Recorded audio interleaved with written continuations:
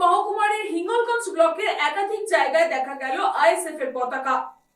রীতিমতো 26 নির্বাচনের আগে আইএসএফ এর দলীয় সংগঠন ও একাধিক শক্তি বাড়াতে চলেছে। হিঙ্গলগঞ্জ, কাটাখালী, বরুণহাটে এমনই মনে করছেন রাজনৈতিক মহল। 26 বিধানসভা নির্বাচনে আইএসএফ এর একাধিক জায়গায় প্রার্থীও ঘোষণা করে দিয়েছে। তার পাশাপাশি হিঙ্গলগঞ্জে তার তৎপরতাও দেখা গেল। একাধিক জায়গায় বাড়ির আনাচে কানাচে দেখা গেল আইএসএফ এর পতাকা। জেলা সদস্য ডক্টর শহীদুল শেখ জানিয়েছেন। অন্যদিকে হিঙ্গলগঞ্জ তৃণমূলের বনভূমি কর্মাধ্যক্ষ সুরজিৎ বর্মন কি বলেছেন শুনে নেব।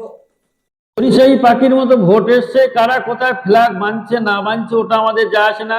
সারা বছর তৃণমূল কংগ্রেসের কর্মী হিসাবে, মমতা ব্যানার্জির সৈনিক হিসাবে আমরা পাশে থাকি, মানুষের পরিষেবা দিই।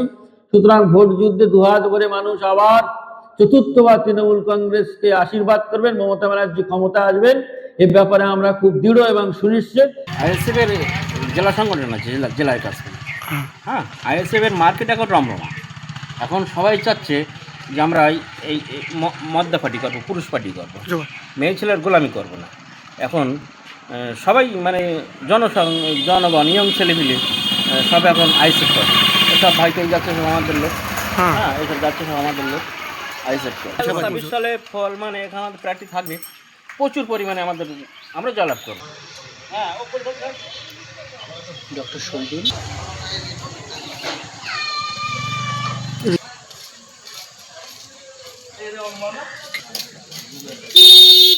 St. Augustine's Day School, Barakpur. Success for every child. Admission open 2026 to 2027. Contact number 900793 4555.